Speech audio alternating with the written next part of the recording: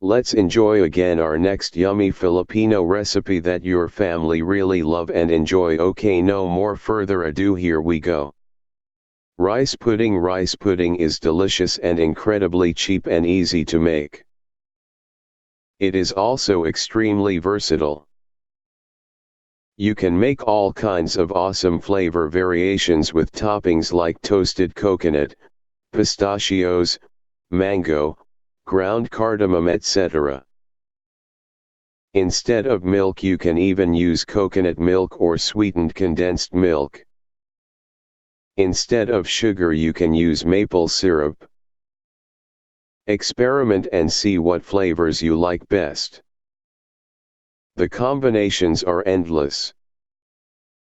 Once you learn how to make rice pudding from scratch, you won't have to keep buying a tub of Cozy Shack or Ambrosia brand at the store every time you crave some. This amazing stovetop rice pudding recipe produces grains of rice that are tender and a pudding that has the perfect degree of sweetness. While I believe that medium grain rice produces the best texture, use short grain rice such as arborio if you prefer your rice pudding extra creamy. Rice pudding can be found served all around the world. However, in some countries it is called sweet rice porridge. Here in the United States, rice pudding is so popular that there are entire shops that sell nothing but rice pudding in a multitude of flavors. One of these shops is Rice to Riches in New York City.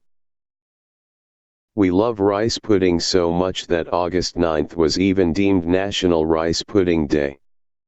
What do you like in your rice pudding? Leave a comment at the bottom of this post. Ingredients: 1 cup rice, medium grain, short grain if you like your rice pudding very creamy, 2½ cups half and half 2/3 cup sugar, 2½ cups milk, whole or 2%, 1/4 cup raisins, optional, use 1/2 if you like raisins, 1½ teaspoons vanilla extract, 1 teaspoon cinnamon, 2 cups water, 1/4 teaspoon salt, 1/4 teaspoon nutmeg, optional. Steps by steps procedure. First step: add the water to a large pot and bring to a boil. Second step: add the rice and salt and stir. Third step: cover the pot with a lid and reduce the heat down to low to just simmer. Set your timer for 15 minutes. Every 5 minutes, lift the lid and stir the rice and put the lid back on. Fourth step: after 15 to 20 minutes your rice should look like the picture on the left. The rice should not be dry, but still be moist with a little water remaining. Fifth step: put the pot lid away as you no longer need it. Add the half and half, milk, and sugar and stir well. Bring up the heat to medium-high until simmering. Then reduce the heat as needed to maintain a simmer. Sixth step: a simmer is just below a boil in terms of temperature. What you want to see are bubbles slowly coming to the surface and steam rising out of the pot. Set the timer for 30 minutes. During this time, keep the simmer going, adjusting the heat as needed, while stirring frequently. After 30 minutes you will notice that the mixture will start to thicken up.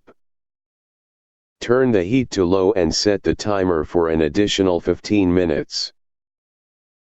At this point be sure to stir the mixture at least every minute or two to prevent a skin from forming on the top and to prevent the bottom from burning. Seventh step: after 15 minutes you can start testing to see if it is done. To test, insert a spoon in the middle of the mixture. If the spoon stays up on its own, or almost stays up on its own, go ahead and take it off the heat. However, if you like thick rice pudding, Cook the rice pudding until the spoon can stay up without falling over. 8 step stir in the vanilla extract and cinnamon. 9th step, if you want to add raisins but don't like their chewiness, boil some water, add the water to a bowl and add the raisins in to soak for 5 to 10 minutes. Instead of water, you could heat up some dark rum and allow the raisins to soak in it.